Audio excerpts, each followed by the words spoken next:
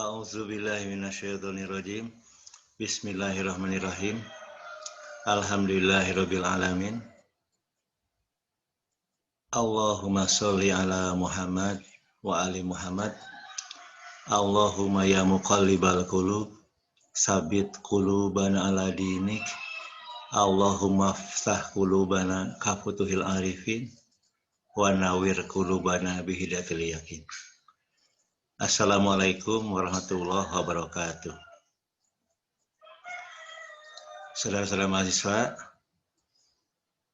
pertemuan sekarang kita akan membahas inti kepribadian Islam yang pertama, yakni memiliki jiwa al-fakir. Jadi ada dua inti kepribadian Islam. Yang pertamanya memiliki jiwa al-fakir. Bapak akan selalu mengingatkan kepada sabda Nabi tentang misi Nabi, yaitu misi Islam. Innama bu'istu liutamima makarimal akhlak. Sesungguhnya aku diutus ke dunia ini untuk menyempurnakan akhlak yang mulia. Nah, jadi misi Islam itu yang harus kita internalisasikan, harus kita pribadikan, yaitu berakhlak mulia yang sempurna. Nah, apa itu berakhlak mulia? Bapak akan ingatkan kembali bahwa ada dua inti berakhlak mulia, ada dua inti berkepribadian Islam, ada dua inti beragama. Dari dua inti inilah nanti akan muncul dengan benar dan baik dasar-dasar beragama lainnya. Yang pertama, memiliki jiwa al-fakir, rendah hati, tidak sombong. Yang kedua, memiliki kemuliaan yang tinggi, tidak egois.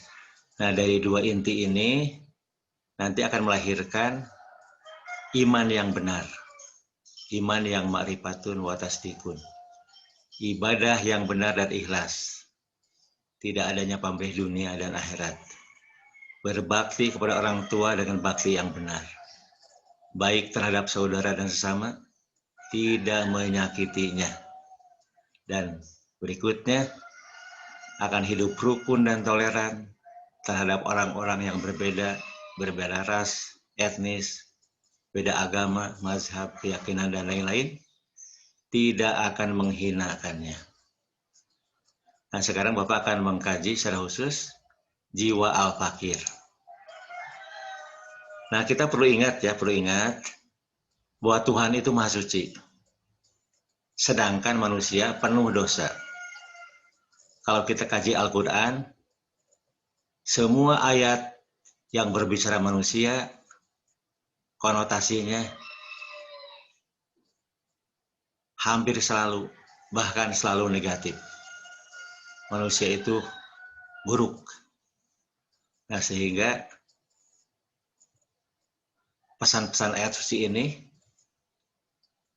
menegaskan perlunya manusia keluar dari kemanusiaannya, memasuki manusia suci. Istilahnya macam-macam. Nah, jadi Allah Maha Suci, sedangkan manusia penuh dosa. Nah, bagaimana manusia bisa sampai ke Tuhan kalau dalam keadaan penuh dosa?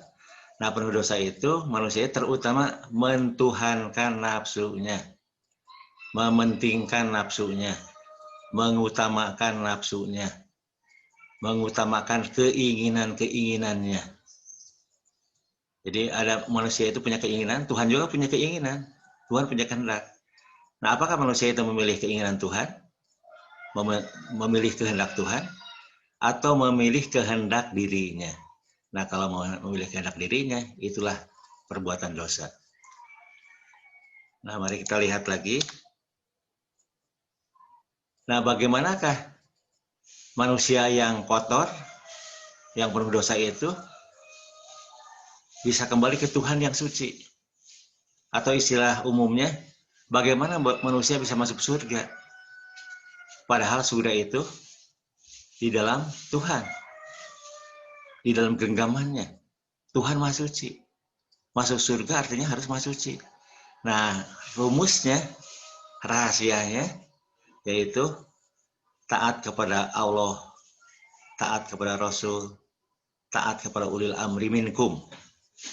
Bapak menafsirkan, Bapak memilih tafsiran ulil amri itu yang harus taat mutlak, seperti taat mutlak kepada Rasul adalah ulil amri sebagai pelanjut Nabi, wakil Nabi yang dikenal dalam hadis al-khulafa'ur rasyidin al-mahdiyyin, atau disebut juga ulama pewaris Nabi, ulama yang mewarisi ilmunya Nabi, akhlaknya seperti Nabi, ilmunya seperti Nabi, sempurna lah gitu kan. Jadi Al-Quran dikuasai 100%, tidak ada satu ayat Al-Quran pun yang gelap gulita, semuanya terang benderang. Nah, jadi taat itu apa bentuk wujud konkretnya? Wujud konkretnya adalah berakhlak mulia yang sempurna. Berakhlak mulia yang sempurna. Nah, jadi jiwa al-fakir itu kenapa harus jiwa al-fakir? Nah, karena jiwa al-fakir itu dapat dikatakan rumus memasuki surga. Sedangkan sombong, rumus memasuki neraka. Nah, jadi surga hanya diperuntukkan bagi manusia-manusia yang berjiwa al-fakir, yang rendah hati, yang merendahkan diri di hadapan Allah dan Rasul-Nya, yang pemaaf, yang tidak ada dendam, tidak ada kesombongan sekecil apapun. Sedangkan orang-orang sombong dan merasa dirinya lebih baik, merasa benar, merasa orang lain yang salah. Oh, saya benar, orang lain salah.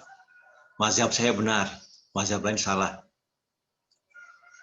Mazhab saya lurus, mazhab lain bengkok, menyimpang. Padahal bukan Nabi. Kalau Nabi yang menegaskan, kita harus sami'na wa ata'na kalau Rasul yang menyatakan. Tapi kalau bukan Nabi yang menyatakan, itu adalah kesombongan. Dan na'udzubillah min dzalik, orang sombong itu ditempatkan di nerakanya. Nah, kita lihat cuplikan beberapa ayat Al-Quran yang menegaskan bahwa orang yang rendah hati itu ditempatkan di surga, sedangkan orang sombong ditempatkan di neraka. Antara lain dalam Quran surat 11, surat Hud, ayat 23. A'udzubillahi minasyaitonirrajim. Innal ladzina amanu wa amilus solihati wahbatu ila rabbihim ulaika ashabul jannah hum fiha khalidun. Sesungguhnya orang-orang yang beriman dan mengerjakan amal-amal soleh dan merendahkan diri kepada Tuhan mereka. Mereka itu adalah penghuni-penghuni surga, mereka kekal di dalamnya. Ingat ya, watak malaikat yang dipuji oleh Allah itu apa? Malaikat itu makhluk yang senior, makhluk yang ahli ibadah, yang selalu memahasucikan Tuhannya.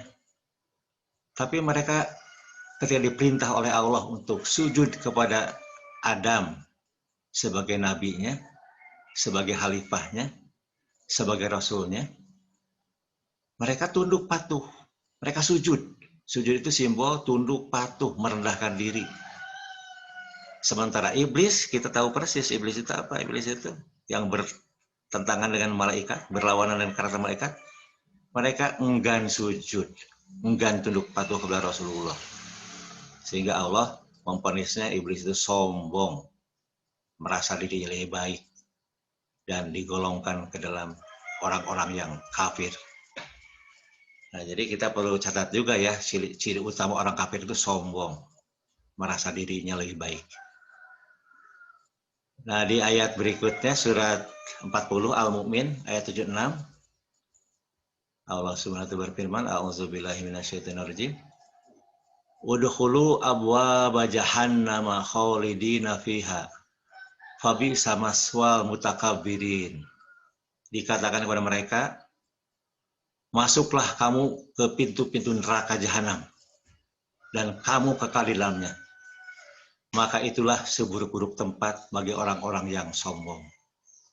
Nah, jadi ini nggak main-main ya, sombong, rendah hati dan sombong itu nggak main-main ini. Jadi surga itu sangat peka, hanya menerima manusia-manusia yang merendahkan dirinya. Manusia-manusia yang rendah hati. Manusia yang berjiwa al-fakir. Nah, dalam Al-Quran ditegaskan Allah Subhanahu firman, ya ayuhanasu antumul fuqara ala Allah wallahu huwa ghaniyul hamid. Ya ayuhanas, wahai manusia, antumul fuqara, kalian itu fakir, kalian al-fakir, kalian itu. Nah, jadi kita harus senang dengan Tuhan ya. Oh iya ya Allah ya Tuhan, saya itu al-fakir, betul, saya itu al-fakir. Dan kita pun mempribadikan diri sebagai al-fakir. Rendah hati, merendahkan diri di hadapan Tuhan. Kapan merendahkan diri di hadapan Tuhan? Sepanjang kita berjumpa dengan Tuhan, sepanjang kita mengingat Tuhan. Padahal mengingat Tuhan itu harus sepanjang waktu. Dalam Al-Quran tegaskan tentang ulul albab. Ulul albab itu allazina yazkurunallaha qiyaman wa qu'udan wa ala junubihim. Yaitu orang-orang yang selalu mengingat Allah ketika berdiri, ketika duduk, dan ketika berbaring. Padahal hidup kita itu tidak lepas dari berdiri, duduk, dan berbaring. Artinya sepanjang waktu harus terus-terusan merendahkan diri. Harus terus-terusan rendah hati. Di ayat lainnya itu apa? Uzkur robaka, fazkur robaka, binapsika tadoruan wa khifatan, waduna jahri minal qauli bil guduwi wal asali. Fazkur, maka ingat-ingatlah Tuhanmu dalam hatimu dengan rasa takut dan merendahkan diri. Nah, ini penegasannya dengan rasa takut dan merendahkan diri. Dan cara mengingat-ingatnya tidak dengan mengeluarkan suara, melainkan di hati saja. Sejak waktu pagi hingga petang. Nah, berarti terus-terusan. Jadi kita harus merendahkan diri sama Tuhan itu terus-terusan. Sepanjang waktu. Tidak ada waktu peluang sedikit pun untuk sombong. Nah, kemudian dalam ayat berikutnya ditegaskan tentang orang-orang sombong itu dimasukkan ke dalam neraka gitu kan. Nah, kemudian hadis Nabi ya, ada hadis, banyak hadis Nabi itu Anda boleh cek ya, boleh cek. Di Quran juga Anda boleh cek menggunakan digital Quran ya, tematik digital Quran. Cari kata-kata surga, cari kata-kata sombong, kata-kata rendah hati, merendahkan diri, kata neraka gitu kan. Itu pasti mendominasi ayat-ayat Quran itu ya. Di hadis itu begitu. Hadis itu orang sombong itu di neraka, sedangkan surga hanya untuk orang yang merendahkan dirinya, untuk orang yang rendah hati. Nah, ini salah satu hadis di hadis riwayat Imam Bukhari nomor 4472. Nabi SAW bersabda, surga dan neraka berbantah-bantahan. Neraka berkata, orang-orang congkak dan sombong memasukiku. Surga berkata, sedangkan aku tidak ada yang memasukiku selain orang-orang yang lemah dan hina dalam pandangan manusia. Nah, ingat ya, orang-orang beriman itu yang imannya benar, para nabi kan selalu direndahkan oleh manusia, selalu direndahkan oleh orang-orang yang kafir, selalu direndahkan. Nah, jadi surga dan neraka berbantah-bantahan. Neraka berkata, orang-orang congkak dan sombong memasukiku. Sedangkan surga berkata, sedangkan aku tidak ada yang memasukiku selain orang-orang yang lemah dan hina dalam pandangan manusia.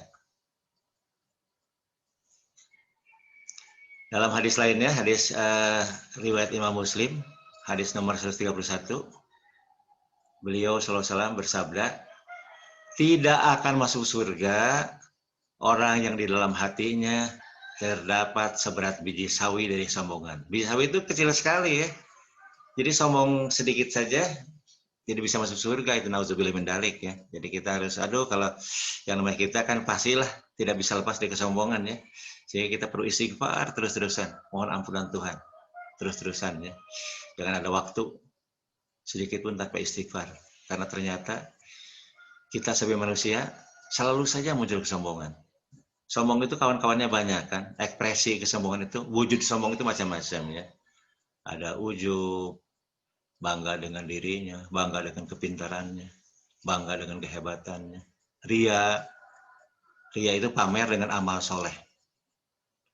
Pamer dengan amal, bukan pamer dengan baju baru, bukan ya. Bukan pamer dengan sepatu baru, bukan. Bukan pamer dengan rumah baru. Ria itu pamer dengan amal soleh, dengan ibadah dan amal soleh. Nah itu ria ya. Sum'ah. Sum'ah itu ada rasa dalam hati, keinginan agar orang lain tahu kesucian saya, rajinnya ibadah saya, rajinnya amal soleh saya, sedekah saya, agar orang tahu. Ada rasa hati itu, rasa hati. Tidak diomongkan. Rasa hati saja sudah sum'ah, sudah itu bentuk kesombongan. Ya misalnya bentuk lainnya itu apa? Mudah tersinggung, itu bentuk kesombongan. Orang mudah tersinggung, gengsian gitu kan. Sedikit-sedikit marah gitu kan. Nah, jadi ekspresinya itu kalau orang rendah hati itu lunak, bicaranya sopan, kata-katanya dipilih, apa dia lebih banyak menyalahkan diri sendiri, pemaaf. Sedangkan orang sombong itu kan selalu menyalahkan orang lain. Orang itu buruk di hadapan dirinya itu. Sepertinya tidak ada kebaikan sedikit. Nah, beliau SAW bersabda, tidak akan masuk surga orang yang di dalam hatinya terdapat seberat biji sawi dari kesombongan. Nah, ada seorang laki-laki bertanya, seorang sahabat Nabi ya bertanya ya, aduh ini mungkin orang yang awam sekali yang bertanya itu sangat awam ya. Sesungguhnya laki-laki menyukai baju baru, menyukai baju dan sandal bagus. Apa ini termasuk sombong? Beliau menjawab, sesungguhnya Allah itu indah dan menyukai keindahan. Kesombongan itu ialah menolak kebenaran dan meremehkan, merendahkan manusia. Nah itu apa yang perlu dicamkan ya oleh. Nah jadi hidayah Allah ya, hidayah Allah itu ibarat air. Hidayah Allah itu hanya turun kepada orang yang berjiwa al-fakir. Hidayah Allah, air, apakah air ada di tempat yang tinggi? Tidak ada, pasti ada di tempat yang rendah air itu. Apa ada air di padang pasir yang tinggi? Tidak akan ada. Air tidak akan cocok tempat yang panas, tidak cocok ya. Pasti sebentar saya menguap, habis itu sebentar juga. Jadi hidayah Allah itu tidak akan cocok dengan orang yang garang, mudah marah, pendendam, suka memaki orang, mencela orang, menghina orang. Wah, nggak mungkin itu.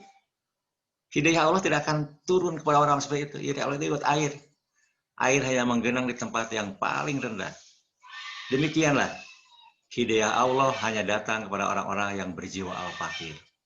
Orang sombong tidak akan mendapat hidayah, walau ia seorang ulama besar. Kita saksikan ya, yang membunuh Khalifah Utsman itu ulama itu. Walaupun itu tidak tahu siapa orangnya. Sejarah tidak pernah mencatat siapa yang membunuh Khalifah Utsman. Padahal Khalifah Utsman orang yang soleh, orang dermawan, wah orang baik sekali, luar biasa itu. Mantu Nabi, putri Nabi, 2 orang dinikahkan kepada Utsman bin Affan. Kemudian Ali bin Abi Thalib, siapa yang membunuhnya? Dia seorang ulama besar. Ulama yang hafal Al-Quran 30 juz. Selalu sholat tahajud tiap malam. Setiap puasa sunat ia kerjakan. Tidak pernah lepas. Tapi ia pembunuh. Sombong. Karena merasa dirinya benar. Orang lain salah. Nah ini sementara ya, para mahasiswa. Jadi inti kebudayaan Islam yang pertama itu, ya ini kita berusaha ya, Bapak juga berusaha ya. Bukan berarti Bapak sudah berjiwa al-fakir, wah masih jauh lah gitu kan, masih ya berusaha, masih selalu istighfar ya. Mohon ampunan yang banyak sekali karena ternyata jauh dari kita itu masih jauh dari rendah hati. Merendahkan diri di hadapan Allah dan Rasulnya. Nah untuk semuanya sekian. Nah sekarang sesi tanya jawab. Ya, jadi sementara Bapak cukupkan sekian aja. Dan dilanjutkan dengan tanya jawab. Mangga silahkan. Bagi mahasiswa yang mau bertanya, mangga silahkan.